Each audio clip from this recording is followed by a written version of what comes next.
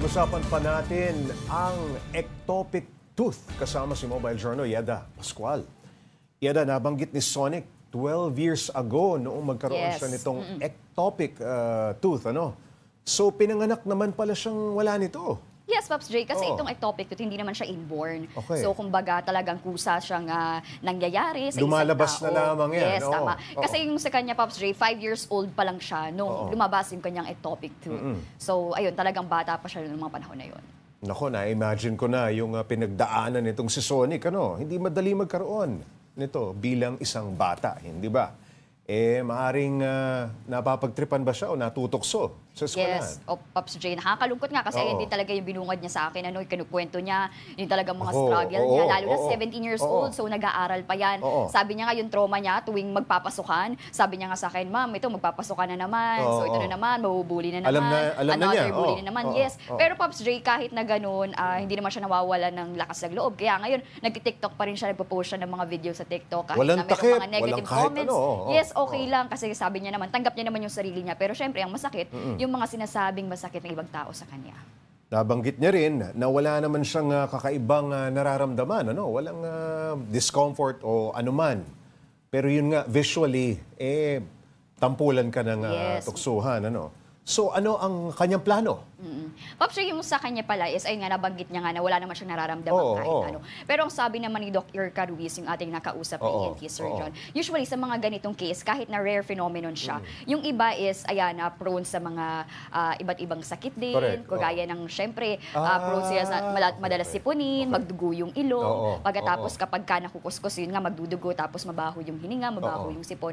Pero sa case naman ni Sonic, wala naman daw siyang ganun. So sa ngayon, Pops J, dahil nga 17 years old, ayun daw yung matagal niya ng pangarap na sana nga is makapag-ipon, at makapaayos niya yung kanyang ectopic tooth at mapatanggal. Kasi Pops J, talagang hindi biro yung gastusin. Kung tutuusin, ang sabi nga ni Doc Irka, CT scan pa lang, minimum 20,000. Pagkatapos yung mismong operasyon, 80,000 pesos. So wala pa doon yung ibang bills sa ospital, yung mga prescribed na gamot. So talagang madugo yung aabutin sa operasyon. Yung ectopic tooth na sinasabi, isang rare na kaso ba yan sa Pilipinas?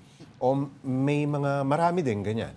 Yes, Pops J, sabi ni Doc Irka, talagang rare phenomenon talaga ito. Rare talaga. Kasi itong ectopic tooth kasi, Pops J, nangyayari yan kapag di ba may milk teeth yung mga bata. Tapos yung milk teeth natin, sa taas niyan kasi, andyan na nakaabang na yung permanent teeth. Malalaglag yung milk teeth. Pero ang sa kanya kasi, ang case ng mga may ectopic tooth, hindi pa natanggal yung kanilang milk teeth, lumalabas na yung ectopic tooth. So, kumbaga, wala siyang paglalabasan doon sa talagang tooth-bearing area, kaya lumalabas siya dyan sa area ng ilong. Yung ganyang pag-opera sa ganyang ectopic tooth na mga kaso, may kamahalan ba yan? Yes, Pops J, talagang may kamahalan. Actually, depende ito case-to-case basis kasi syempre meron naman tayong mga government hospitals. Kaya minsan nako-cover naman yung mga laboratories like CT scan. Pero yung mismong operasyon kasi, Pops J, kung ipapagawa niya sa private, nag-range yan ng more or less 100,000 talaga. 100,000 pesos. So, nasubukan niya na bang magpakonsulta? At natingnan na ba kung anong mga gagawin sa kanyang ectopic tooth? Pops Ray, sa ngayon hindi pa siya nakakapagpakonsulta sa kanyang ectopic tooth. Yes, pero yung kanyang cleft palate, ayan, naoperahan na daw yan twice nung bata siya, 4 years old at 5 years old. Kaya lang hanggang ngayon meron pa rin kasi talaga nakatanggal daw yung tahi. Okay. Tapos, ito bang si Sonic, anong sinasabi ng kanyang mga kamag-anak at mahal sa buhay? Pops Ray, sabi para palakasin ang kanyang loob or di kaya parang in support na rin siguro sa kanya. Yes. Pops Ray, ito naman kasi yung kanyang parents naman, nagsasabi naman, syempre pinapalakas yung kanyang loob. Tapos, ang nakwento niya din sa akin, normal naman kasi sa family nila, dahil 4 members ng family niya, sa mother side, meron ding cleft palate. So, ayun naman yung mga family members na naoperahan na. So, kahit paano, meron naman siyang support system na maayos. So, posibleng nasa lahi ba yung ganitong klase ng kondisyon? Hindi naman. Yung cleft lip and cleft palate, Pops J, nasa lahi talaga. Pero itong ectopic tooth, talagang bihira yung mangyari. Pero high risk, mas prone, yung mga taong may cleft lip at cleft palate. Okay, Yeda, itong sakit na ito, posibleng magbunga o magdulot ng isang mas matindi pang sakit. Nabanggit mo kanina, pwede siya ma-expose sa mga infection, yun nga, yung pagbaho ng hininga. So, Ano pa yung ibang mga sakit na pwedeng ibunga nito?